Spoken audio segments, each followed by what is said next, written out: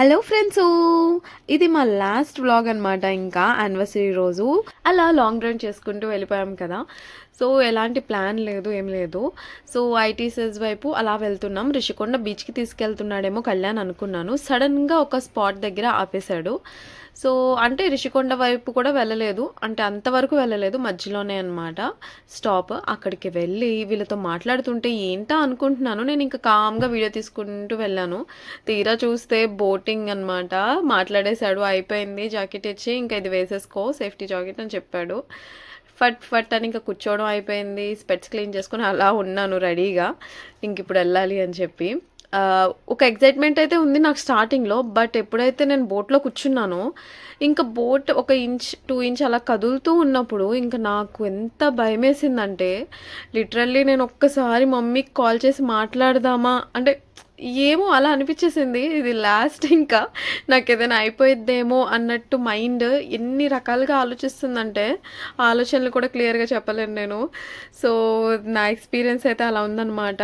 అలా కదిలే ముందు మమ్మీతో ఒక్కసారి మాట్లాడదాం, మమ్మీ బాయ్ మమ్మీ అని చెప్దాం అనిపించింది. సో ఇంకొకటి ఏంటంటే, దీంట్లో ఈ బోట్లో ఇంకా మనకి బెల్ట్ లాగా కానీ ఏమీ ఉండదు చైర్కి, జస్ట్ అలా కూర్చుంటాం. పైగా చాలా స్పీడ్గా వెళ్తూ ఉండిద్ది కదా. ఇంత స్పీడ్గా వెళ్తూ ఉండడం వల్ల ఏంటంటే గాల్లో తేలిపోతున్నట్టు ఉండిద్ది, నో గ్రావిటీ లాగా. ఇంకా మొత్తం సముద్రమే కాబట్టి ఒక తెలియని భయం, కానీ ఏదో తెలియని ఆనందం, తేలిపోతున్నట్టు అనిపించింది నీళ్ళల్లో అలాగా. సో ఎక్సైట్మెంట్ చెప్పలేను నేను. Full full full happy happy, అంతలోనే మళ్ళీ భయంగా, కొంచెం కంగారుగా అలాగా. మళ్ళీ కాసేపటి మళ్ళీ హ్యాపీ. కానీ వెళ్తున్నప్పుడు అమ్మాయి ఇంకా తిరిగి వెళ్ళిపోతున్నాం హ్యాపీ అనుకునే లోపలే మళ్ళీ తిప్పేశారనమాట. ఇంకో రౌండ్, చిన్ని రౌండ్ అని. అప్పుడు మళ్ళీ డల్ అయిపోయాను. మళ్ళీ వెళ్తున్నప్పుడు మళ్ళీ హ్యాపీ ఫీల్ అయ్యాను. కొంత దూరం అయితే పర్లేదు, కానీ ఎక్కువ దూరం మాత్రం అస్సలు అమ్మ బాబోయ్, ఇది నాకు చాలా చాలా చాలా పెద్ద మెమరీ అనమాట లైఫ్లో. సో చాలా చాలా కంగారు పడిపోయాను అనమాట.